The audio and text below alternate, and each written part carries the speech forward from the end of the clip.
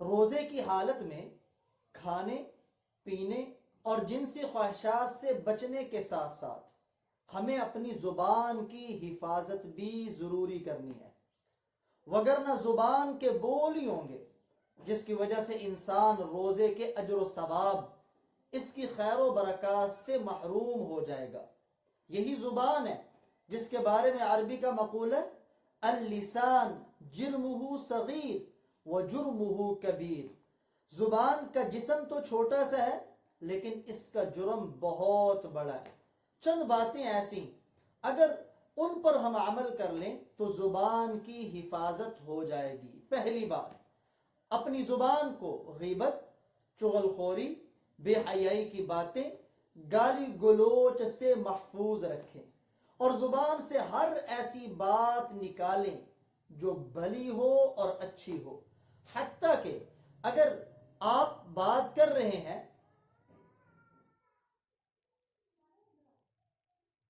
حتیٰ کہ ایسی بات جس کا کرنا نہ کرنا دونوں برابر ہوں، امام نووی رحمہ اللہ تعالی فرماتے ہیں ایسی بات کو چھوڑ دینا بھی سنت ہے۔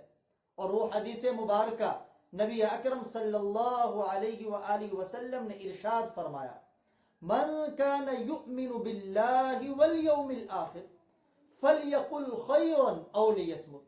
جس کا اللہ پر اور قیامت کے دن پر ایمان ہے، اسے چاہیے کہ جب بات کرے تو بھلی کرے، وگرنہ اپنی زبان کو خاموش رکھے۔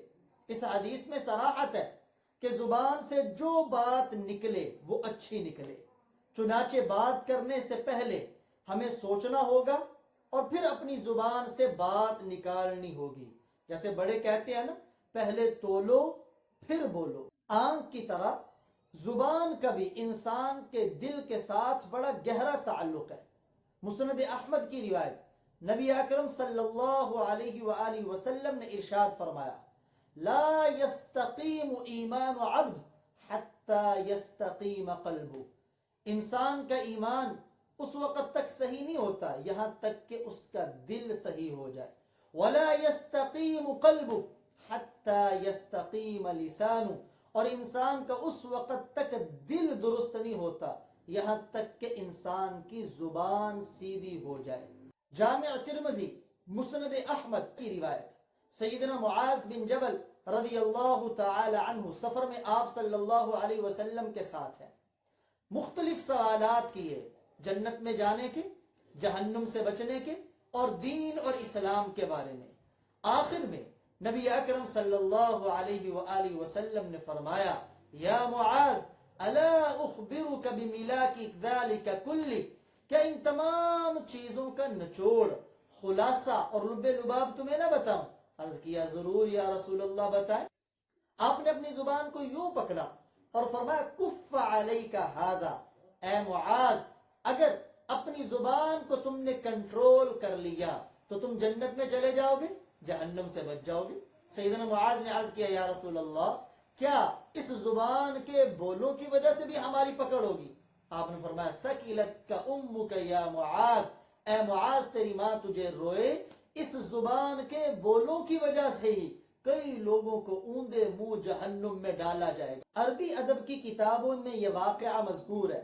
قس بن ساعدہ عرب کا خطیب اور اکثم بن سیفی دونوں بیٹھے ہوئے ہیں۔ ایک نے دوسرے سے سوال کیا، تم لوگوں کے عیوب درج کر رہے تھے، تلاش کر رہے تھے، بتاؤ تمہیں کتنے عیب ملے؟